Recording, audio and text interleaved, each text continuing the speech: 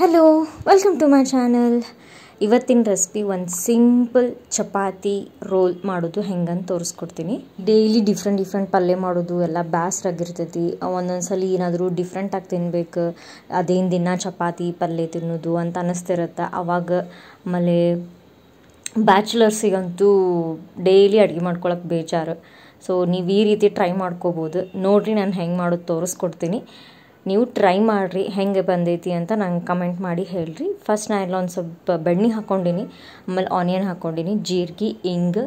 ನೀವು ಬೇಕಂದ್ರೆ ಅದು ಹಾಕ್ಕೋಬೋದು, ಆಪ್ಷನಲ್. ಇದಕ್ಕೊಂದು ಸ್ವಲ್ಪ ಸಣ್ಣದಾಗಿ ಡ್ರೈ ಫ್ರೂಟ್ಸ್ ಕಟ್ ಮಾಡ್ಕೊಂಡು ಹಾಕೋರಿ. ಗೋಡಂಬಿ, ಬಾದಾಮಿ, ಆಮೇಲೆ ನೀವು ಒಂದು ಸ್ವಲ್ಪ ದ್ರಾಕ್ಷಿ ಹಾಕೋಬೋದು. ಆ ಸ್ವೀಟ್ನೆಸ್ ಅಂತೂ ಎಷ್ಟು ಚಲೋ ಟೇಸ್ಟ್ ಕೊಡ್ತೈತಿ ಇದ್ರ ಜೊತೆ. ನಾ ಇಲ್ಲಿ ಅದೇನು ಹಾಕ್ಕೊಂಡಿಲ್ಲ, ಬಟ್ ಅದನ್ನು ಹಾಕಿನೂ ಇನ್ನೊಮ್ಮೆ ನಿಮಗೆ ಮಾಡಿ ತೋರಿಸ್ತೀನಿ ಹೆಂಗೆ ರಿವ್ಯೂಸ್ ಎಲ್ಲ ಹೆಂಗೆ ಬಂತು ಅಂತ. ಇಲ್ಲಿ ನಾನು ಆನಿಯನ್ ಹಾಕ್ಕೊಂಡಿನಿ, ಒಂದು ಸ್ವಲ್ಪ ಕ್ಯಾಪ್ಸಿಕಮ್ ಹಾಕ್ಕೊಂಡಿನಿ. ಇದನ್ನು ನೀಟಾಗಿ ಬಾಳೋದು ತನಕ ಫ್ರೈ ಮಾಡಬೇಕು, ಸಾಫ್ಟ್ ಆಗೋವರೆಗೂ. ಕ್ಯಾಪ್ಸಿಕಮ್ ಕೆಲವೊಬ್ಬರಿಗೆ ಹಸಿ ವಾಸನೆ ಸ್ಮೆಲ್ ಬರ್ತಿರುತ್ತೆ, ಅದು ಸರಿ ಅನ್ಸಂಗಿಲ್ಲ.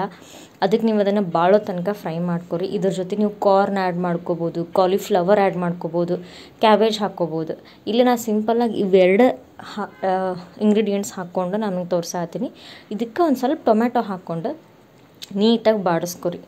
ಅದನ್ನೆಲ್ಲ ನೀಟಾಗಿ ರೋಸ್ಟ್ ಆದಮೇಲೆ ಅದಕ್ಕೆ ಒಂದು ಸ್ವಲ್ಪ ಉಪ್ಪು, ಅದ್ರ ಜೊತೆಗೆ ನಾನು ಇಲ್ಲೊಂದು ಸ್ವಲ್ಪ ಸಾಂಬಾರು ಪುಡಿ ಹಾಕ್ಕೊಂಡಿನಿ. ಆಮೇಲೆ ಆಮ್ಚೂರು ಪೌಡ್ರ್ ಹಾಕ್ಕೊಂಡಿನಿ. ಆಮ್ಚೂರು ಪೌಡರ್ ಇರಲಿಲ್ಲ ಅಂದರೆ ನೀವು ಚಾಟ್ ಮಸಾಲ ಯೂಸ್ ಮಾಡ್ಕೋಬೋದು.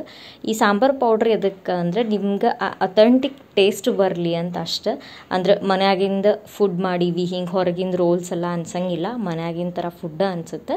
ಅದಕ್ಕೆ ನಾನು ಒಂದು ಸ್ವಲ್ಪ ಸಾಂಬಾರು ಪೌಡ್ರ್ ಹಾಕ್ಕೊಂಡಿನಿ.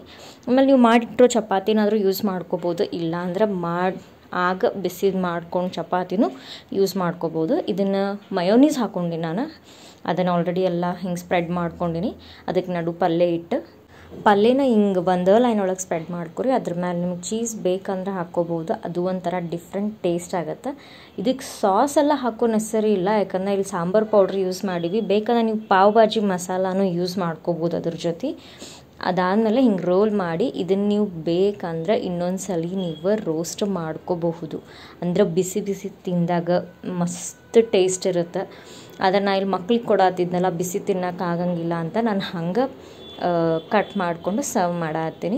ನೋಡ್ರಿ, ಅದು ಚಪಾತಿ ಒಳಗೆ ಕಾಣುವಂಥ ಕಲರ್ ಕಾಂಬಿನೇಷನ್, ಆ ವೈಟ್ ಆಮೇಲೆ ಗ್ರೀನ್ ಆಮೇಲೆ ಆ ಟೊಮ್ಯಾಟೋದು ರೆಡ್ ಎಷ್ಟು ಚಂದ ಕಾಣುತ್ತೆ. ಮಕ್ಳಿಗಂತೂ ಎಲ್ಲ ಭಾಳ ಅಂದ್ರೆ ಭಾಳ ಇಷ್ಟ ಆಗುತ್ತೆ, ಅವರು ಇಷ್ಟಪಟ್ಟು ತಿಂತಾರೆ. ಆಮೇಲೆ ಸ್ಪೈಸಿ ಅನ್ನೋಕೆ ಅದ್ರಾಗ ಏನೂ ಇಲ್ಲ, ನೀವು ಲೈಟಾಗಿ ಸ್ಪೈಸ್ ಹಾಕ್ಕೋಬೋದು. ನೀವು ದೊಡ್ಡೋರಿಗೆ ಬೇಕಂದ್ರೆ ಅದಕ್ಕೆ ಸ್ಪೈಸ್ ಹಾಕ್ಕೊಂಡು ಮಾಡ್ಕೊರಿ. ಸಣ್ಣ ಮಕ್ಳಿಗಾದರೆ ಇಷ್ಟು ಸಾಕಾಗುತ್ತೆ. ಬ್ಯಾಚುಲರ್ಸಿಗಂತೂ ಗೊತ್ತು, ಅದ್ರೊಳಗೆ ಒಂದು ಸ್ವಲ್ಪ ರೆಡ್ ಚಿಲ್ಲಿ ಸಾಸ್ ಆಮೇಲೆ ಇಲ್ಲ ಅಂದರೆ ಪೆಪ್ಪರ್ ಪೌಡ್ರ್ ಈ ರೀತಿ ನೀವು ಮಿಕ್ಸ್ ಮಾಡಿಕೊಂಡು ಹಾಕ್ಕೊಂಡ್ರೆ ಇನ್ನೂ ಟೇಸ್ಟ್ ಆಗುತ್ತೆ. ಟ್ರೈ ಮಾಡಿರಿ, ಹೆಂಗೈತೆ ಅಂತ ಹೇಳ್ರಿ. Thank you. See you in the next vlog.